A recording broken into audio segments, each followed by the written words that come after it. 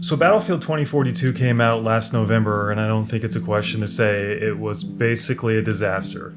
And I personally stopped playing around January or so, which is very, very rare for me. I usually play Battlefield games for months, if not years. To say myself, my friends, and probably the entire Battlefield community was disappointed would be an understatement. It was horribly optimized, there was a ludicrous amount of bugs, the map sucked, there was a specialist system in lieu of classes, and people didn't really like that. The performance was dog shit, it also didn't look very good at all, and just worst of all, it just didn't feel like a Battlefield game. Fast forward almost an entire year, and I decided to give Battlefield 2042 another shot because, it's been a year. You would think after so much time, they'd be able to fix the game. So in this video, we're going to be going over Battlefield 2042. Should you play it? What happened? What's going on right now? And basically the current state of the game. At some point while you're watching the video, if you like the video, make sure to thumbs it up. I'd really appreciate that. All right, first things first, let's talk about what's been added to the game. Battlefield's seasonal model has provided the game with some new content over the past year, so we're gonna see what's changed first of all. It's sad to think you can buy a AAA game today and it's nowhere near finished. Games back in the day didn't have that luxury. Release day was pretty much make or break, but these days it seems the time after a game's release is often used in lieu of finishing its core development and repairing the damage rather than expansion of its actual potential. Saying those words out loud almost makes me feel depressed, but that's the reality we live in, right? Either way, the most important thing to Battlefield's longevity are maps, weapons, and mechanics. If you don't have great mechanics, you don't have a good Battlefield game. If you don't have numerous stellar maps and lots of weapons, and you continually add to them in the preceding months and years, you will not have a sustainable, enjoyable FPS. The attention span of players is at an all-time low these days. Everything else is icing on the cake, from graphics, modes, and cosmetics and features. These things are obviously really nice to have, but they are of secondary importance. And lastly, having good performance and a manageable amount of game-breaking bugs isn't a feature, it's expected. During the course of this video, I'm going to demonstrate why the game falters with each of these elements currently and what could be done to fix them. I don't think I need to state that Battlefield 2042 launched with the worst and fewest set of maps in the history of the franchise. To be honest, they're so bad, they border on unplayable compared to the new maps and historical maps. Battlefield's new menu, which features rotating playlists, often have so few of the old maps in proportion to the new ones that you might not even play on them but 10% of the time anyway. Is that a coincidence? No. In my opinion, the only vanilla maps worth playing on today are Manifest and Orbital, which is a comfortless thought in a modern Battlefield game to think there are so few good maps. In the past 11 months, Battlefield has received 2 maps, Exposure and Stranded. In case you didn't actually hear me, let me repeat what I just said. 2 new maps. Just for some perspective, there were 16 new maps released in the first year for Battlefield 4. 16 versus 2. Just let that soak in for a second. And this isn't counting the 4 remastered maps from the second Assault expansion, new modes like Capture the Flag, or features like the community test environment that were also released during this time. BF 2042's only real add-in since is fixing bugs in the overhaul to Kaleidoscope, which I will not be counting as a new map because it's not a new map. And frankly, it's not even good in the first place. The cover they added and the map alterations are certainly welcome, but it's like dipping a turd in chocolate, and honestly, it's still not fun. When we praise a map for being better than it used to be, or a game for getting better, we resign ourselves into the realm of mediocrity forever, because it says nothing about where the starting point was. Going from terrible to playable doesn't make a map good. It makes it less shit. Go back and play Parcel Storm from Battlefield 4 and see just how good a Battlefield map could be. A map that released as is. Not surprisingly, the best maps aren't even from the current game. At some point, DICE introduced a few old maps like Caspian Border and Africa Harbor, which actually do a really good job showcasing how bad the launch maps from 2042 are. You can have a great time on these maps, but ultimately, they remain reminders of the standard of the past, but also a damnation of the present. Putting in all-time classic maps next to the shitty ones makes the polarization between matches strikingly obvious. The Kaleidoscope redesign actually shines a spotlight on the game's main problem, the fact that DICE has to play catch-up. It's already an admission of guilt to have to redesign half of your maps because they are that bad. This is proof in itself that Battlefield 2042 should never have been released last November. However, the worst part is it also delays game development, making the future of Battlefield 2042 not as good as it would have been. When half of your team is delegated to making the crappy old maps less crappy, you lack the resources to provide new content at the rate at which is expected. This is evident in the fact that only one new map is provided each season, and each season lasts 3 months, which is an incredibly long amount of time. And pretty much the exact amount of time that previous Battlefield expansions were introduced, which featured a galactically more amount of content. In the past, expansion packs for Battlefield games would come with multiple maps, lots of guns, vehicles, gadgets, and tons of improvements and balance changes. Not every Battlefield game was equal, but this is generally how things went down. And this is no longer possible in a game where the development team is forced to remake maps that were already made. Not to mention fixing the copious amounts of game-breaking bugs and also redesigning the entire specialist/class system. A normal yearly expansion often saw the release of between 12 and 18 maps. Granted, we did have to pay for them most of the time, but let's be honest, most of us paid $120 for the Ultimate Edition of Battlefield 2042, which is far more than we ever paid for everything in the prior games. And keep in mind, people who don't own the Year 1 pass have to grind for specialists anyway, so the monetization plan is actually worse than it's ever been, despite the benefits of providing free maps. The problem is, no matter how much you tweak the launch maps, they're still the maps we've played 1,000 times now. This will haunt Battlefield 2042 until development ends, and we've already seen the pattern twice now. A new season will come out, which lasts 12 weeks, and only one map is provided, and you play that map until you're sick of it. This happened with Exposure, and it's happening to Stranded. In the past, each expansion pack had multiple maps, and unlike 2042, you would play them alongside the existing good maps. This is because the vanilla maps were great, and there were lots of them, so you'd never get sick of them. You would just simply enjoy them, and then when a new expansion pack popped on the scene, you would have even more maps to play on. As proof, Battlefield 4 servers today have some of the most diverse and massive map lists of any FPS. Season 1 highlighted this problem with Exposure. If you were playing in Season 1, you played this map over and over and over. Season 1 also came with changes to how you would enter game modes, which is how the lethargy issue gets compounded. Because there's no server browsers, you have to pick one of the default playlists for games, and DICE always has a 24/7 game mode going on for the new map. And even if you pick one of the other options, like General Conquest, the ratio of new map to old map is skewed so heavily towards the new maps that you barely ever see the old ones. To put it into perspective, I haven't played a match on Discarded this entire season. If it was yoinked from the general playlist, I honestly would never have known. It's good to highlight the new map because people want to play on it, and the truth is the two new maps are the two best maps in the entire game. But the fact that they're the only good maps outside of Orbital and Manifest means that there is just not enough variety on any stretch of the imagination. Playing this game currently is an exercise in repeating the same two maps over and over if you're selecting the default game list like 90% of the player population. Or you'll just be playing on the old maps in Legacy Conquest, which is a better game mode because the maps are better, but they're not even from this game anyway. You could have easily played these maps 1,000 times before in prior Battlefield games. That doesn't make them new. Ironically, one of 2042's best features is that it shows you what map you're going to be going into during the loading screen countdown, allowing you to slam the escape key when you see renewal loading in.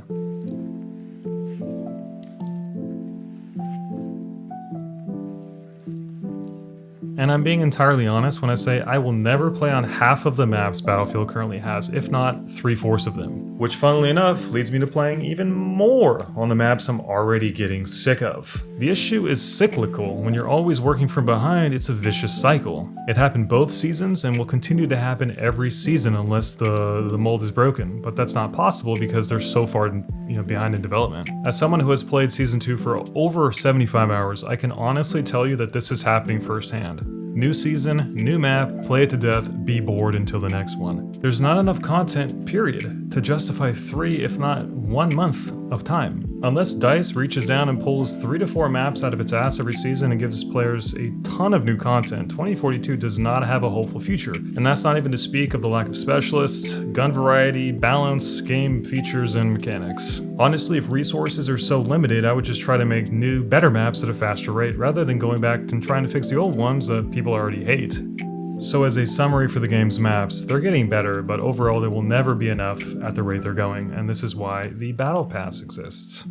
Oh, the Battle Pass. Having been an FPS player for 15 years or so, I've seen every iteration on post-release content, from free to expansion packs, individual downloadable content to seasonal passes. I hate to break it to DICE, but the Battle Pass isn't anything special. It certainly does its job at feeding us some dopamine hits every 3 hours per week, but for the amount of money people paid for the premium edition, it is just not enough. Most of the stuff in the Battle Pass are decals, decorations for planes you're not going to fly, and skins for guns that are nothing more than cobbled together textures from other guns. If you want the best skins, you'll be paying for them. It's almost an insult to charge $10 for a skin when half of this stuff would have been provided in a consumer-friendly game released 10 years ago. This game released so bare bones you'd expect a little bit of sympathy from a company that bent its player base over the ass and did them in a butt. Honestly, the only reason to play 2042 right now is to keep up with this ladder, which in itself is pretty sad. Progression systems in games used to be fun and driven by skill, but now it seems like the only reason we have them is to keep players interested just enough not to quit. The catch-22 is that without the seasonal pass, there would be little to no reason to play 2042 on a regular basis because it just isn't consistently fun and there's not very much on offer. You'll get a big kill streak every now and then, and the gun mechanics do feel satisfying when they work, but the game is far from what you would want in a Battlefield game. Good for an hour of mindless fun a few nights a week, but nothing more than that. Is this what Battlefield has become? In terms of weapons, 2042 released with under 20 guns, which was already an extremely low amount for a Battlefield game. In the time since, we've gotten 1 pistol, 1 assault rifle, 1 machine gun, and 1 DMR. That's 4 new guns in almost 12 months. Again, let me repeat what I just said, 4 new guns in a year. For reference, the Close Quarters DLC for BF3 introduced 10 weapons by itself. Playing Battlefield today is essentially the same as playing it on launch in this regard. They did release a few guns from Battlefield 3, but I don't count old guns as new guns. And again, it's the same problem as the maps, they're not new. And some of them, like the M16 from BF3, released so bare bones that you can't even customize the look of them. Or the AM40, which had the wrong headshot multiplier on launch. Or Season 1's Battle Pass weapon, the crossbow, which is just a joke. Worse, there has been 0 attachments released for guns and only 1 new gadget. You would think with the game's plus menu system you'd have an endless amount of things to add in as time went on, like night vision, thermals, or just more grips or canted sights. There's been literally nothing added to this system, and it's as if they just forgot about it. Not surprisingly though, in a game that probably has all hands on deck, fixing things rather than adding things, a depressing side effect for any game that releases unfinished. To the game's credit though, the gun mechanics have always been pretty solid. The actual feedback of the guns is pretty terrible, and it's sad to think it took 6 months to be able to see how much damage you did with a rocket launcher, but the rest of the gun mechanics are pretty excellent, at least in terms of how they function. When they work. Let me introduce you to the dozens upon dozens of game-breaking bugs still prevalent in Bugfield 2042. Good, come on. This bug snaps your aim back when you try to aim down sights. It looks like you're having a fucking seizure. Fuck you. Dice! And this isn't just a rare bug. This is a bug that happens to me multiple times every single match. Good God. Why? Why, bugs? Why? Oh God, again.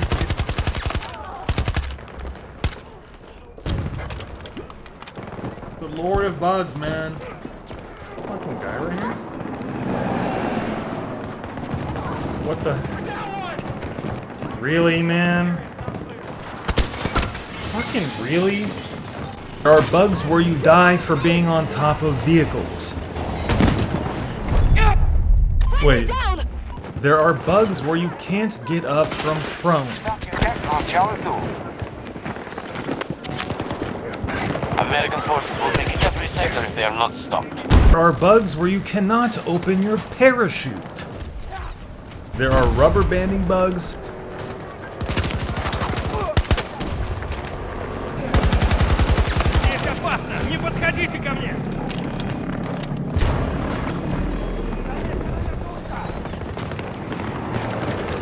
You're kidding me. You're kidding me right now.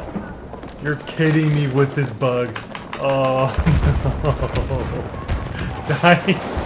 Fuck you. Oh no! Come on, Alpha's under attack! Come on! My boys need me!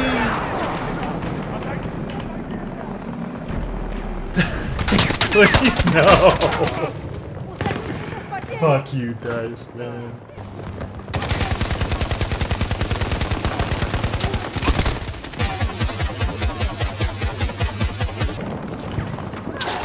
Grenade out!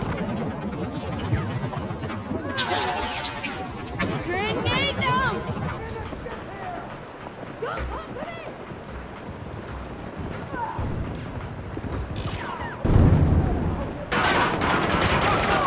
What the fuck is that? We now control more sectors than them. Keep it up. Unbelievable. There are freaking bugs that look like you've been transported to Narnia. Hostiles control Alpha 2. The Russians control Sector Alpha.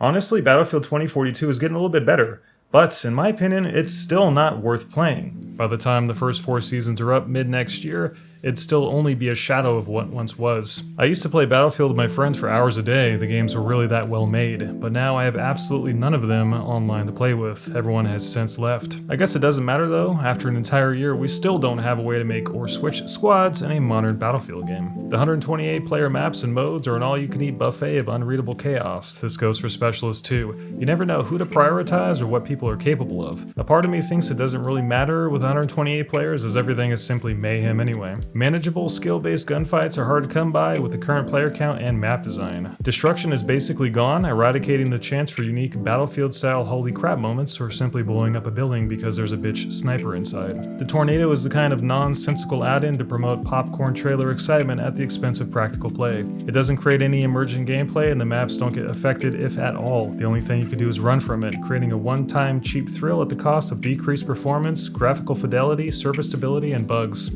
Nobody asked for specialists. They were thrown in to the detriment of the heart of the game. Somewhere along the lines, DICE has lost all confidence in itself. Up until Battlefield 5, DICE knew it was capable of making a superior game to anything else on the market. They never followed trends, in fact they set them. And yet that DICE has long since left the building, evident by the rampant copycatting and lack of self-awareness. The first indication was likely far before, but the turning point has to be Firestorm, an absolutely terrible ripoff of the Battle Royale mode. Firestorm was one of the worst modes I've ever seen in any FPS game because it didn't know what actually made a BR game good. That alone makes you wonder why the hell it was even put in the game in the first place. A lack of confidence or a desire for big business. And then it was Specialists with Battlefield 2042, which you don't need much imagination to see how this would be an issue in 2 foreseeable and completely avoidable ways. One with chasing hero shooter trends, and one with trying to suck everything out of the industry they possibly could. If you want proof, look only at how the awesome first-person melee kills were replaced by third-person executions. I won't bother trying to express how janky and fiddly they are. No one really uses melee because it just doesn't work half the time. But what used to be an exercise in aim now boils down to if you hit the button at the right time. If you don't, you're dead. Not to mention, have you ever seen someone getting meleeed? They're getting stabbed to death, but it looks like you could still shoot them, creating, again, more problems with readability. If I have to unload on someone who is literally invincible to me because they're in a death animation that I can't see, that is faulty game design. Either way, these animations are only present because DICE thought you'd be more inclined to buy skins in a ridiculous in-game store if you could see your character in battle beyond loading screens. To which, by the way, most of the items in the store cost above or below the amount of Battlefield coins, and yes, I'm cringing just saying those 2 words, you can buy. If you want this skin for Irish at 750 coins or valued at $7.50, you have to buy 1,000 coins or $10 to get it. This is standard practice for digital storefronts across the industry, but to see it in a Battlefield game is particularly disheartening. Even if you like the idea of specialists, there's only been 2 added into the game since launch, including most recently Charlie, the worst designed specialist of all time. Who wants to sit on a stationary turret in a Twitch-based first-person shooter? I mean, really? A turret? It's mind-blowing this is all they could come up with. and likely an indication they were so beyond schedule, this is the fastest thing they could possibly implement. Holistically speaking, specialists are a ludicrous addition to Battlefield. Simply ask yourself if the expected financial gain was worth the cost, EA, the king of modern video game manipulation. The most important thing for a team-based game is the feeling like you're on a team. That you're part of a faction or a group of similar looking and talking people. As I've already said, it's equally important to have segregation between weaponry and gadgets to make people feel like they have a purpose on the battlefield. This has always been the heart of Battlefield. No one should be the jack of all trades, and universal equipment and weaponry make this possible. To this day, it's still so stupid to have a firefight between two identical looking angels. Hell, I've seen 10 of them on my death screen at once. Thankfully, they removed the voice lines at the end of battle, but the proof is in the pudding. There's no clarity. Take a look at this clip from a recent match I had. Right, half strength. Grenade going out!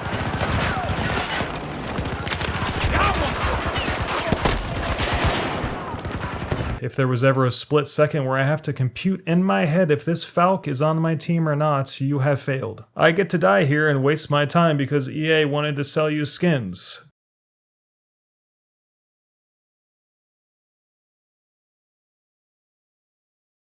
Battlefield is fast-paced and I play even faster. Falk was just a blur to me in this frame, but I would have been able to spot friend from foe if she was actually a Russian operative.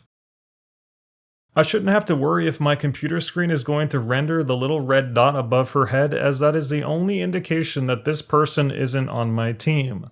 The pixels on my screen in a shooting game should allow for reaction, not processing. I can't tell you how many times I've hesitated shooting someone in this game solely because there are not distinct teams. I'm not about to mag dump someone when I have to worry about 63 other players surrounding me from all sides in maps that don't have enough cover in a game where you're a big red dot on enemies' minimaps 99% of the time. One of the biggest parts of an FPS is ammo management and reloading at the right time, and the constant uncertainty in my head of whether I'm about to round a corner and run into a teal pike or a red pike is something I don't need in an FPS. If you wanted to make a game based around specialists, then just make Battlefield Heroes. Do all the things you want to do, copy whoever you want to copy, follow whatever trends you want to follow. Hell, even give the heroes superpowers. Veteran Battlefield players wouldn't even care because we just wouldn't play it.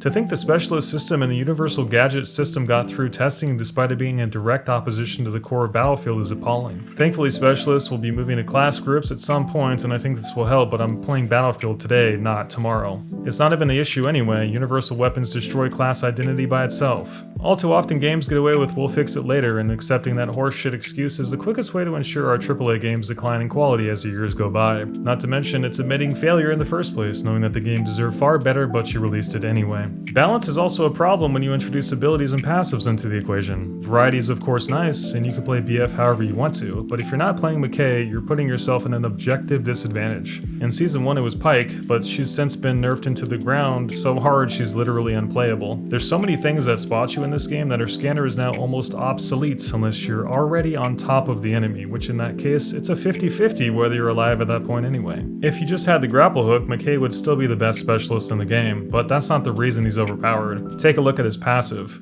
Being able to strafe twice as fast as anyone else you're aiming down sights at gives you an incalculable advantage in any gunfight. Here's a demonstration of what that looks like.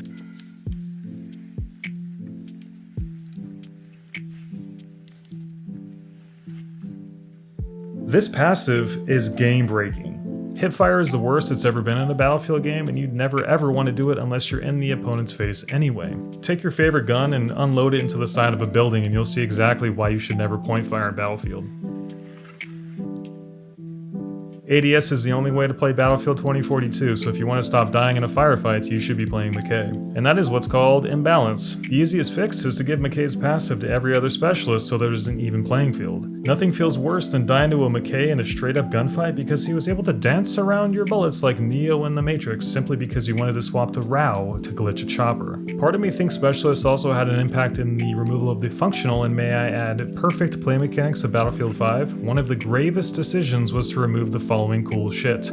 crouch running, jump slides, corner peeking, diving into cover, back crawling, and basically all of the advanced movement mechanics like how you could slide in circles. It doesn't take a genius to know that these elements have been refined to a T, and there's absolutely no reason to have them absent from Battlefield 2042. They make the game dynamic and skill-based. Sure, prone LMG users were bitches, but we have specialists now in 2042, so wouldn't it make even more sense to keep it in, considering you could just use Sundance to flank him from the sky?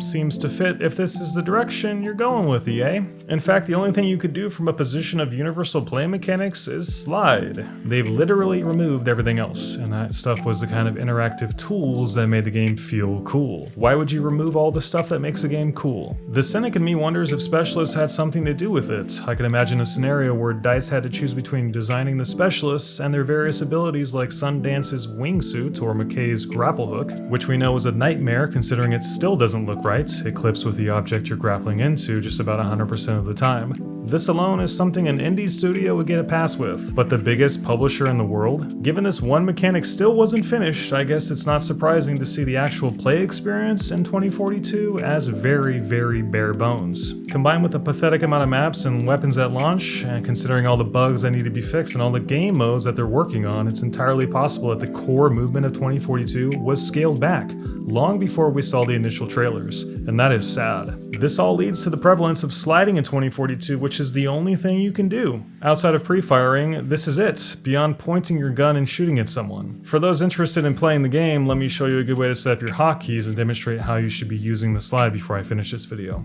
Alright, so if you really want to play Battlefield 2042, I'll give you a quick tip and this is going to help you out. So, how you want to set up your hotkeys for your movement abilities and your slide is that you want to hotkey your crouch button to left alt. And what this is going to allow you to do is it's going to allow you to have a really easy to reach hotkey that you would reach with your thumb, which allows you to keep the rest of your fingers on your movement keys. Okay, you never want to play a first-person shooter where you're taking your fingers off of your turn keys or your directional keys to hit another ability because you can't move.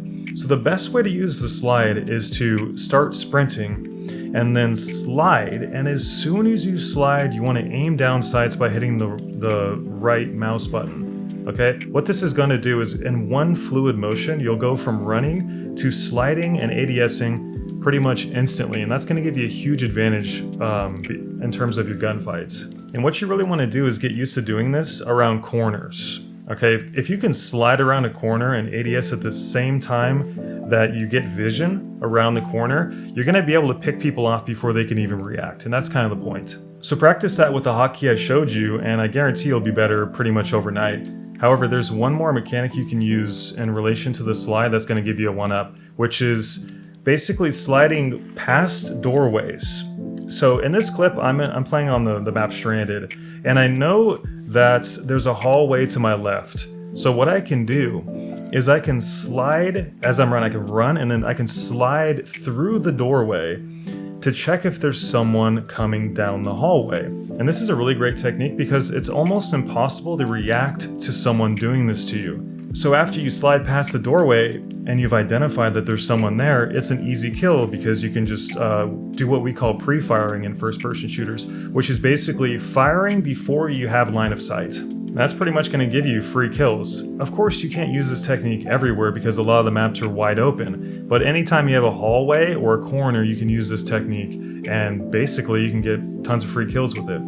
So do I recommend playing Battlefield 2042 today? No. It's likely going to be ready in about 9 months when all of the seasons are finished, but until then, it's not something you can take seriously at all. And that's a damn shame because this franchise was at one point the quintessential best first-person shooter online game out there, period. Battlefield 2042 isn't a total catastrophe, but it's a travesty on all levels that matter. For me, it's about an hour of dumb fun every time the weekly ladder resets, and after that, I quickly forget about it. Somewhere deep below is a competent shooting game, but that was par for the course for any modern Battlefield game, so it's not like that's a compliment. We can assume every Battlefield game is going to feel good on the surface, but when the soul is ripped out of it, it ultimately doesn't count for much. A year later, not much has changed, and I am still very hesitant to recommend playing Battlefield 2042. A few more players have jumped in, and the player counts are on the rise a little bit, but I have a feeling when the 4 seasons are up, DICE is going to drop this game like cold turkey. They need to analyze what happened and move on to making their next game. Otherwise, Battlefield 6 is going to be another unfinished calamity. Getting there is one thing, but that's not enough to make any serious Battlefield player want to jump back in for more than a passing moment. Hey guys, thanks for watching my video. If you enjoyed it, hit the thumbs up and I'll catch you guys in the next one. Peace.